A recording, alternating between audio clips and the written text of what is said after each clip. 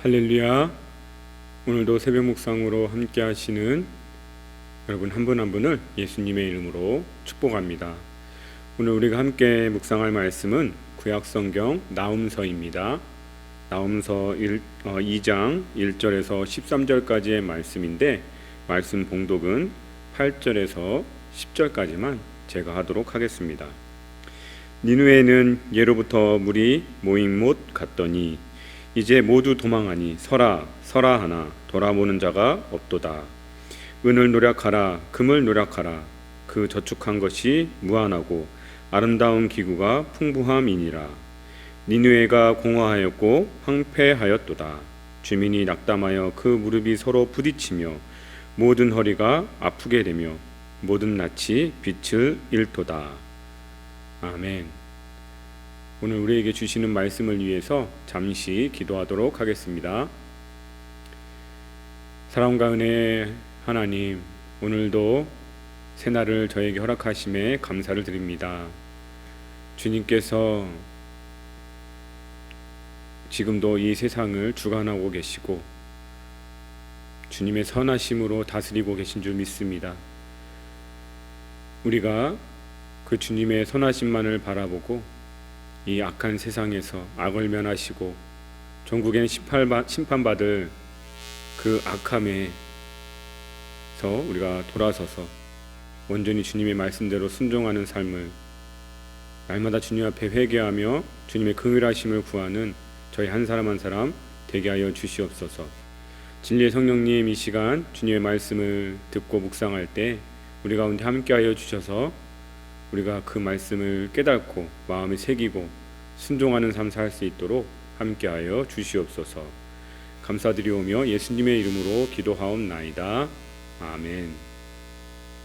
네, 오늘 우리가 함께 봉독한 말씀을 가지고 악을 심판하시는 하나님이라는 제목으로 하나님의 말씀의 은혜를 나누도록 하겠습니다. 오늘 내일 우리가 살펴볼 책이 바로 나훔서입니다. 나훔서는 우리에게 성경 중에서 좀 생소한 책일 것 같습니다.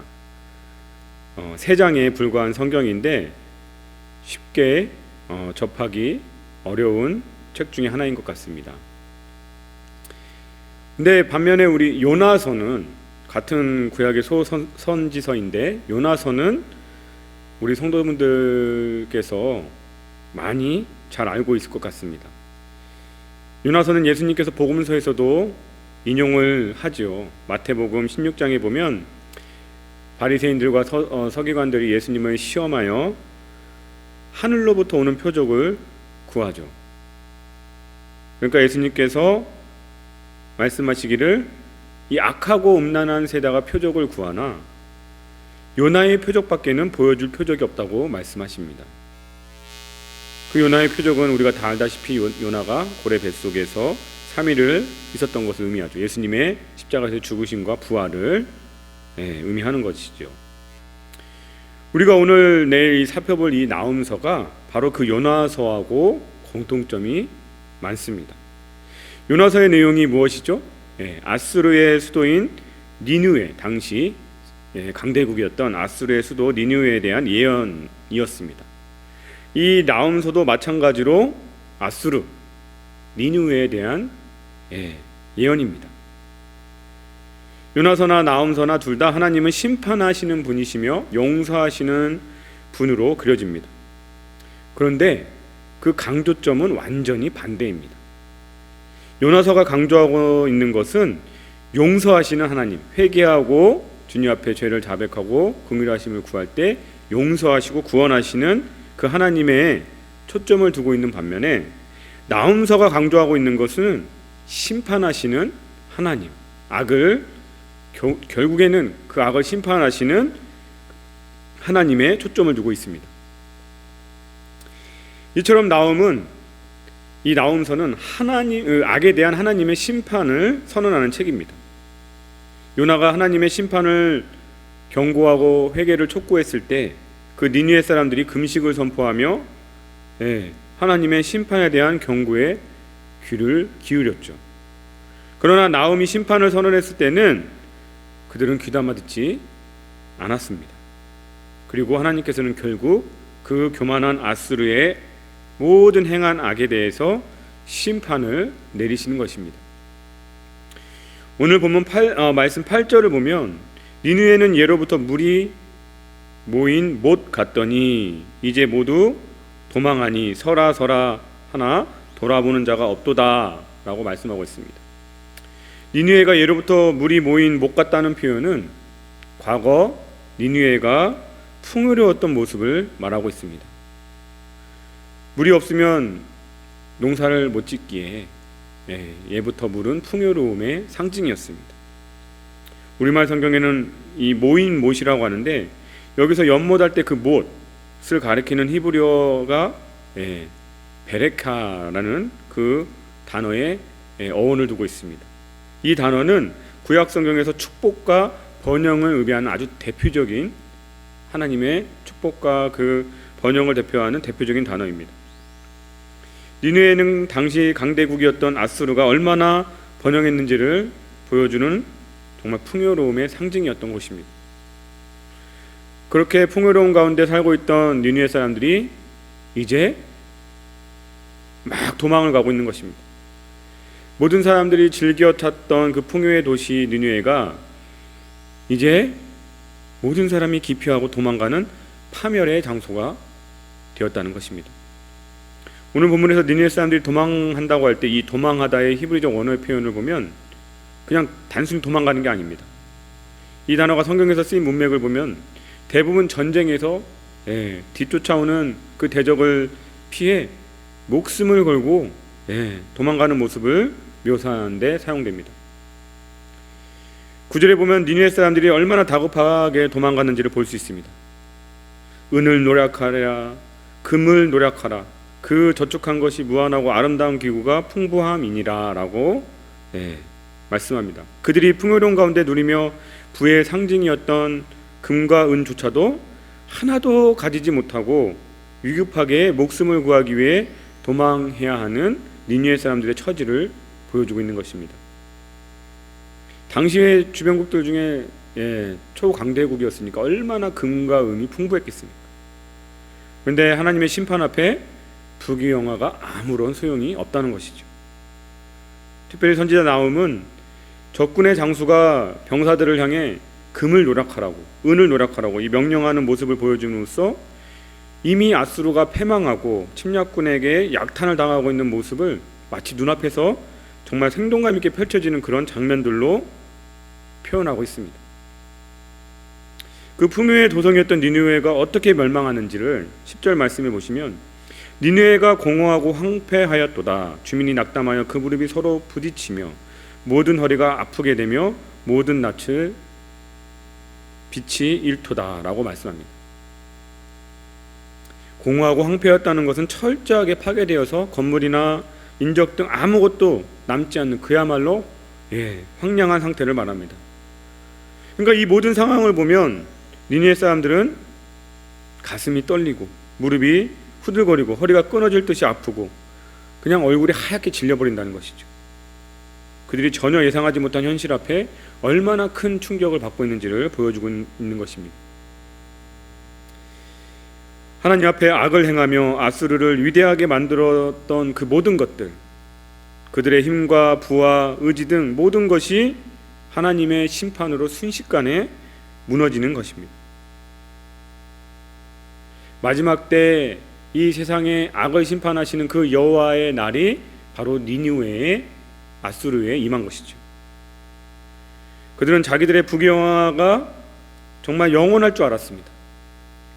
그래서 자기들의 그 부귀영화만을 위해서 주변의 이스라엘을 포함한 약소국들을 괴롭히며 피눈물을 흘리게 했는데 이제는 그들이 그 행한 대가로 자기네들이 피눈물을 흘리게 된 것입니다. 하나님께서는 이 세상의 악을 절대로 놔두지 않으시는 분이십니다.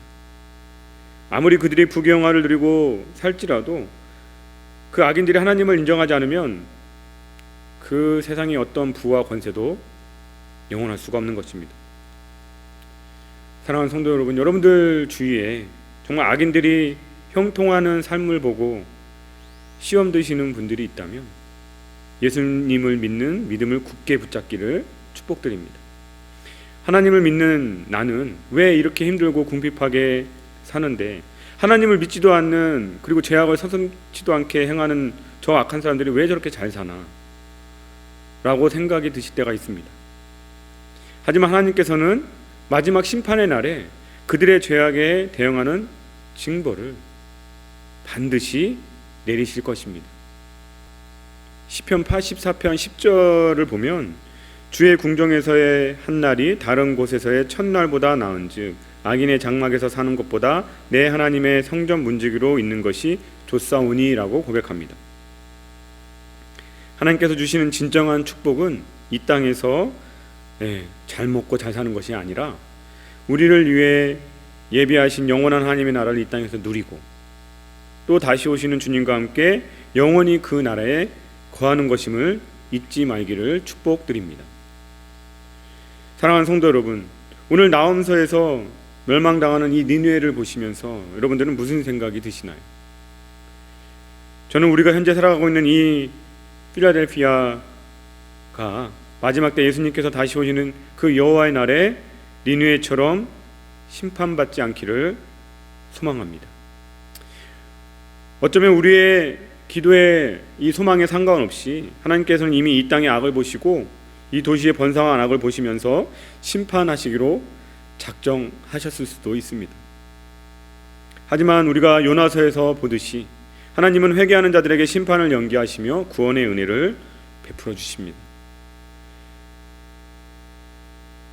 그런데 하나님은 만약에 그 죄를 회개하지 않고 악을 계속해서 행하고 돌이키지 않는다면 반드시 심판하시는 것입니다. 이 나홈서가 바로 그것을 말해주고 있습니다. 회개를 통한 구원의 은혜를 하나님께로부터 받았는데도 그 아수르 니느웨는 다시 하나님 앞에 범죄하였고 이제는 그 악이 하나님의 그 심판의 잔을 채워서 더 이상 하나님의 은혜를 체험하지 못하고 심판받게 되었습니다. 우리가 우리의 죄를 회개하지 않고 이 도시의 화려함을 쫓아 세상의 유흥을 따라 살아간다면 우리는 니느웨처럼 하나님의 심판을 맞이하게 될 것입니다. 하지만 아브라함이 그 소돔과 고모라를 멸하시는, 그 악을 멸하시는 하나님 앞에 그 성에 의인 50명이 있어도 멸하시겠냐고 간청하며 중보기도를 하죠. 의인 50명에서 시작해서 40명이 있다면, 30명이 있다면, 10명이 있다면 아브라함은 계속해서 그 악의 도시 소돔과 고모라를 위해서 기도합니다. 또한 하나님은 예레미야 5장 1절에서도 예레미야를 통해 말씀하시기를 너희는 예루살렘 거리로 빨리 다니며 그 넓은 거리에서 찾아보고 알라. 너희가 만일 정의를 행하며 진리를 구하는 자를 한 사람이라도 찾으면 내가 이 성읍을 용서하리라 라고 말씀합니다. 우리가 주님의 말씀에 순종하며 의를 행하는 한 사람이 되고 또한 우리의 죄악과 이 필라델피아의 죄악을 위해 주님 앞에 엎드리고 회개하고 은혜를 구할 때 하나님께서는 우리를 통해 이 땅의 거민들을 불쌍히 여기시고 구원하여 주실 줄 믿습니다. 우리 오늘 우리에게 주신 말씀을 위해서 함께 기도하기 원합니다. 하나님은 이 땅의 악을 반드시 심판하시는 분이십니다.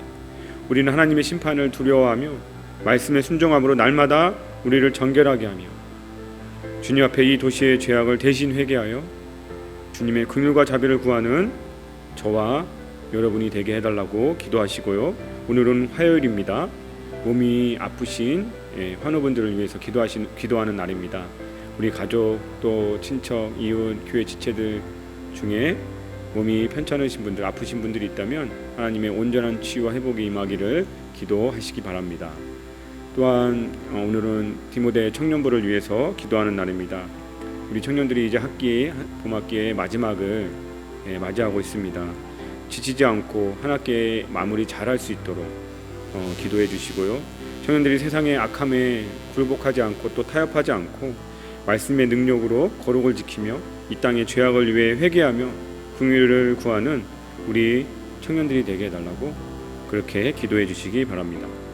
함께 기도하시겠습니다.